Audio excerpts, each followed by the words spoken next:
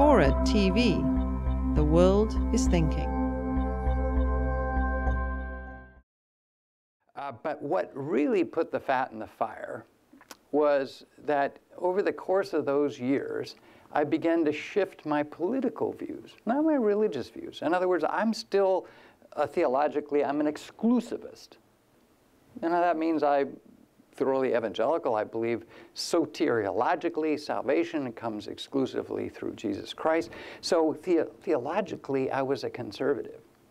But what happened to me over time was I began to look at the policies, not just of the association, but of the conservatives that I had grown up with, so to speak, through all the 80s, and I decided that they weren't working. And I began to have a conscience problem on a host of levels.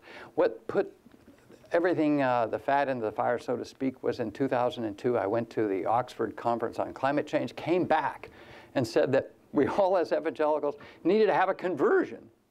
Now, my conservative friends that focus on the family said, how can you use such a word? That refers to a religious event. I said, well, what if you begin to change your whole worldview? That is the relationship between faith, religion, and science, such that it begins to shift everything else. What else would you call that except the conversion? And so I began trumpeting that conversion around. And so between 2002 and 2006, we put forward documents such as the Evangelical Climate Initiative. We participated in international activities on Capitol Hill that began with the International Religious Freedom Act, the Darfur Divestment Act, the Prison Rape Elimination Act, the Trafficking Victims Protection Act, PEPFAR, the President's Emergency Plan for AIDS Relief. We began to do all these things, collaborating with the ACLU, with feminists, with gays and lesbians for PEPFAR. You see, the whole mindset that I had began to shift from a vision, you see, exclusively for that of evangelicals to a broader common agenda for what was good for everybody.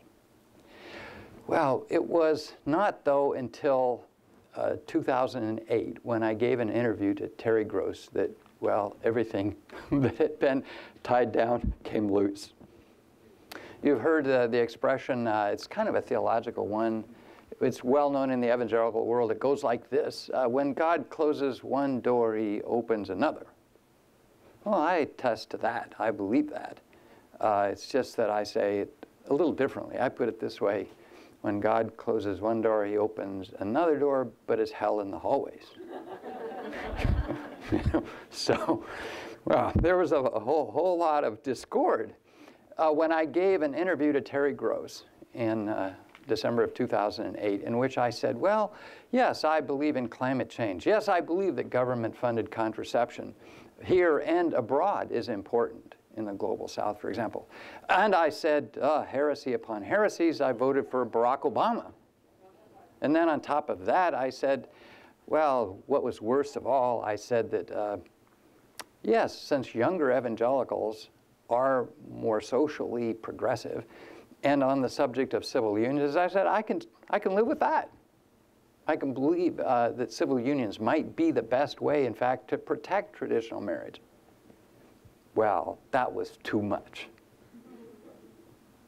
Now, I didn't really realize when I left the interview what had happened. My colleague in the office, they said, well, how'd it go, Richard? I said, well, it went fine.